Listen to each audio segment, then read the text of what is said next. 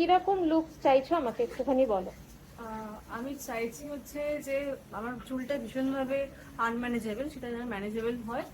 আর পুরো একদম পুরো স্ট্রেট চাইছি না, একটা যেন মানে যেটা নর্মালি স্ট্রেট লাগে সেটাই চাইছি।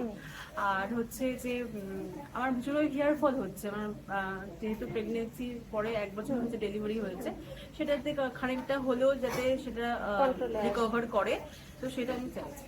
আচ্ছা, আর তার সঙ্গে একটা কি হালকা করে একটুখানি লুকসটা চেঞ্জ করার? হ্যাঁ, মানে ভীষণভাবে সেটা একটা হিউজ ট্রান্সফরমেশন চাইছে একটা।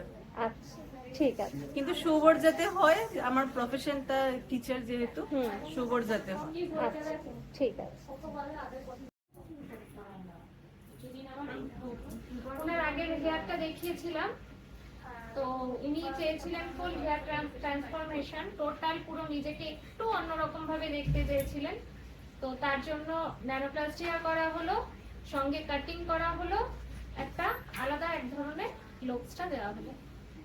ফ্রন্টটা দেখো, আর ওনাকেও আমি একবার জিজ্ঞেস করবো, দেখো একটু আমি জিজ্ঞেস করবো কেমন লাগছে। শুধু স্যাটিসফাইড বলবো না, ভীষণভাবে ভালো লেগেছে। ওভার মানে মানে কি বলবো বুঝতে পারছি না, এতটাই ভালো লেগেছে।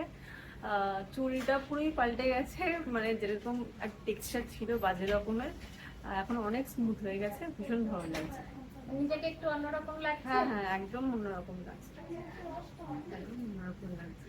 Thank you. আর তোমাদের কিরকম লাগলো দেখো, নিহারিকার কাজ, ন্যানোপ্লাস্টিয়া প্লাস কাটিং, টোটাল পুরো স্ট্রেট হেয়ারের ওপরেই একটা হালকা করে বাউন্সি লুকস দেওয়া হয়েছে, স্ট্রেট হেয়ারে যতটা দেওয়া যায়। অনেকেই জিজ্ঞেস করো ন্যানোপ্লাস্টিয়া করার পর কিরকম কাটিং করা যাবে। এই দেখো, এই ধরনের কাটিং গুলো তোমরা করতে পারো একটা স্ট্রেট ফ্ল্যাট হেয়ারে।